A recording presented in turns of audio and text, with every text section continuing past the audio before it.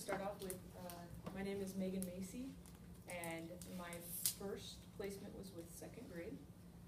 28 students, a few ELLs, and a few IEP students. And now I'm in a fourth grade classroom with a lot more ELL students and not as many special needs students. My name's Danessa Kemmerling. I was previously placed in third grade. There was one EL student that was at a 4 or 5, currently getting tested out, and one student that was in the process of getting a meeting for an SST. So this activity gave me a lot of strategies that I can use. Right now I'm in kindergarten, and there are no no special ed students and 3 EL students. My name is Stephen Duarte. I was in the second grade class with both ELL and special needs kids, and now I'm in a 5th grade class with both as well. All right, we'll start with ELL. In the ELL section, we have ELD block right here at the top. We felt that was important because our district, and then as I understand our state, requires 30-minute ELD, English Language Development block for ELL students. That's all ELL students. They're to receive just English language development for 30 minutes. It is supposed to be only English language learners, and this is in the primary grades, I believe. I'm not sure what it looks like in middle school and high school. So we have programs developed based on students' SELT scores, what they need. So if you're a 2 in writing, then we want to make sure that we're working on your writing skills. And are those levels at your school? So you have everyone that's a 2 or 3, or just mixed? It's mixed groups. It's teacher and grade level discretion. So we have meetings on Wednesdays, and grade levels get together and they decide how they're going to run their ELD program. Our district requires 45 minutes of ELD instruction. So if we only have like 2 students in our class, and our grade level chooses that each classroom is responsible for their own ELL students, then you are to work with those 2 students for a 45-minute period while the rest of your students do something else. They can't like bother you while you're working with those students or anything, and you can't incorporate lows or anything like that. It has to be only for your 2 students. It's a little stressful, but I made it work. In second grade, I worked with 2 students up front on the floor, and then I had everybody else working on a writing assignment and some other things. And I had a I can list on the board. Nice. It worked out well. I only had to stop for behavioral issues very few times. So I just took things away like, oh, now you can't go to the bathroom on your own anymore. So, little things like that. And it really kept everything working. Now that I'm in 4th grade, our ELD is actually in one person's classroom, and they take every student out of each class and do an ELD block. And I haven't seen what that looks like yet. So I was just thinking Sure. about a strategy when you're talking. Sure. I used to have them make little table tents on their desk. So if I'm working with a small group, instead of having hands raised and people yelling out, Right. we have a little table tent that says, I have a question, I need a pencil, I have to use the restroom or something like that. Right. And they could flip it. That way I could just kind of visually scan Right. and see, okay, you have to do this, do that, without really having any disruptions. So that really Great. works for me. That's a great strategy. Thank you for sharing. So the next thing is language-based text, or RALIA. And what I mean here is that if you have a student that speaks Spanish as their primary language, and so for elementary, since we're all elementary, one of the big skills right now is phonemic awareness in the primary grades, and you want to really build that foundation.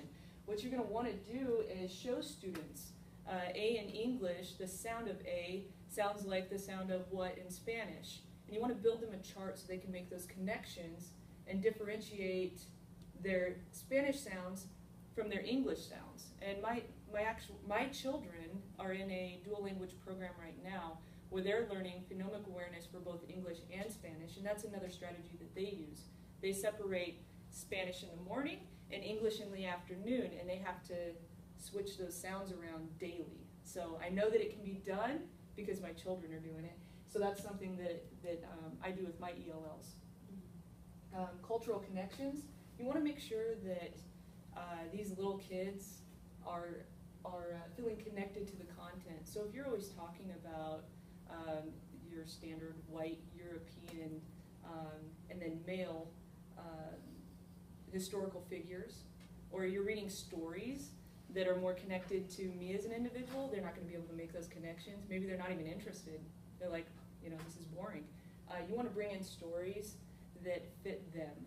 You want stories about females, stories about Hispanics, African Americans, Asians, whatever. You want to make sure that you're letting them make a connection and getting excited about stories and historical figures.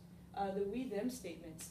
Be careful when you're talking about social studies and history that you're not always referring to like white European women and males as we and calling everyone else them, like the Indians, them over there, So we want to be careful with the we and them statements. Explicit with maps when you're talking about Christopher Columbus, for example, and how he sailed over and he discovered suddenly this area of land that we call America, which he really didn't even discover America, but okay. Anyway, so when that happened, you want to make sure that you're being explicit with where west is and east. If they grew up in Japan, west to them or east to them is going to be completely different than west or east to you.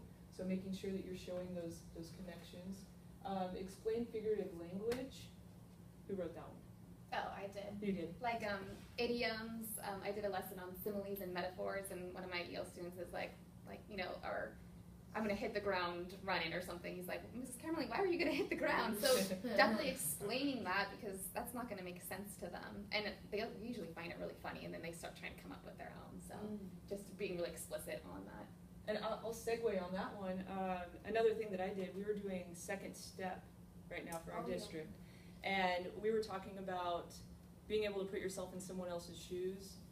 And I literally jumped out of my shoes. I kicked them off and I jumped out of my shoes to show them, come out of your shoes for a minute and put yourself in this person's position. Wow. And I was using my body language, like literally kicking my shoes off and hopping out and pretending like I'm hopping into someone else's shoes, saying, this person appears to be angry. Why are they angry? And then looking back at where I was standing, what did I do to make that person feel the way they're feeling?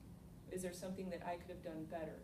Can I reflect and think about why maybe they're angry at me or why they're upset? Powerful. And they just took a moment and kind of thought about that. And I said, so let's all jump out of our shoes and jump into somebody else's that's made us angry today and think, what happened, or somebody that we've made angry today. So I like that. Good job. And then SELT score. We've discussed this several times. SELT scores are so important. That's how you know where your ELLs are. In my grade right now, most of mine are intermediate learners, and I believe the theme right now is a 2 in writing and a 2 in listening, and then everywhere else is a 3 or 4 at this point. And I don't know if you guys are a little different or not, but that's ELL. So somebody else. That's great. I love that you emphasized culturally relevant pedagogy. Yes. And also your own language biases that sometimes we just come into the classroom and we're not even aware of. But thinking about the statements that we make and how they may be perceived by others, or what kind of things they reinforce, because kids not only need access to curriculum, but they need access to the culture of power. And what does that look like for students that come into the classroom that come in from different cultures? And so how can they feel, their own culture is valued so that they can assimilate and be successful in our society? So those are really, really kind of deep-rooted issues that unfortunately we don't have as much time to talk about in our coursework, or maybe you've had some exposure to that, but those are so certainly very important things that we want to think about in our instruction. And one thing I noticed is when you get to come in at the beginning of the year, you get to learn those things a little bit more about each student. During that introductory phase, you get to go, oh, you're from Texas, oh, you're a military family, oh, you just came here from Afghanistan. Right. You get to learn those things. But when you jump in the middle, like me jumping into 4th grade suddenly, I don't know any of the students. I'm trying to figure it out, and I don't know where half of them are from still. It's all very new, and I just did a unit on California because that's California history is basically 4th grade. So I kept saying we. This is what we were doing, referring to California, and I don't know how many of them are actually from California. I'm not, but I referred to it as we, and kept saying them for the Spanish, Spain. Sure. And then I was just like, oh wait, what are you doing? You don't know if somebody's from Spain. You don't know. Wow. Yeah. I love your And I reflection. turned them right into hating Spain, literally, because I looked at the exit ticket and they're like, Spain is bad. They're awful. They're horrible people in Spain. And I had to be like, oh, and just a minute, I'm going to interrupt math. Spain is not bad, okay? So, in history, yes, this wasn't a very good thing that they did to the American Indians, but they are good people. Spain is not a horrible country, so please don't think Spain is horrible. Don't go home and want to burn the Spanish flag or anything. You had to really think about that. Sure. Oh my gosh, I just gave them this perspective. Wow. Oops. Do you want to go next? Or? Either. I'll hold the Okay. paper if you want. Little switcheroo. Yeah. So, like the other groups, we found out that, a lot of this stuff here works for not only ELL and SPED, but the whole class. Big thing is modeling, not just telling students what to do, but showing them how to do it. I know especially for me, I need that, what am I supposed to do, what's going on. Small groups, incredibly important, just especially for ELL, building those communication skills, providing them with the additional scaffolding they may need for the academic content. And they're also just, small groups are fun, so let's do small groups. Absolutely. Pre-assessments, super important just to see where our students are at, what do they need, what do they already know, so we don't beat a dead horse. Yes. Yeah. Can you give me a Beat She's been working on that concept. Another idiom. Yeah. So we're actually not going to beat a dead horse class. Yes. Also giving them additional time to be able to work on something. I don't know about you guys, but a lot of times the teachers use DEAR time just to allow the students the extra time. Can you explain what DEAR stands for? DEAR, drop everything and read, so it's reading time.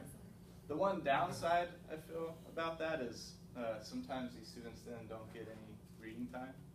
So I think it's important also to maybe split that up, like work on your unfinished work for however long, but also give them the opportunity to have some fun reading. Seating, for ELL, it's more like the academic side, maybe sitting close to the teacher, sitting next to students that might be able to help the student. For SPED, it may be more environmental, like not sitting next to an air conditioning unit because it's going to be distracting for them, or not sitting next to the projector. Light sensitivity. Relia, just giving students like real life examples, just giving them the visual aids. I did a lesson on coins in 2nd grade. So of course I would bring in real coins, so what they're learning isn't just an abstract thing, but it's more concrete and they actually are able to make those connections. Right. And transfer that knowledge. That's so key, because like you were saying, you want them to be able to go home and reinforce that and have an opportunity to think about those connections. That's so important, because they could go home and they could be in the Spanish environment, so not getting to practice those concepts. And especially like the kids, they're in class for 6-7 hours a day, just information constantly just going in. I think it's important that we provide those connections for them. Anchor charts, do you want to explain? I use anchor charts all the time. It's for kindergarten. I did a lesson on characters, and I was shocked that they didn't know what characters are. You really gotta simplify things. And I had just very basic bullet points. Characters are who are in the book. Characters can talk, and like I'd have a picture of characters that they were familiar with, and they got excited because they saw them in David. And I do that for a lot of assignments, and I ask them questions like, what do you think, what else do characters do, and just writing it for them, just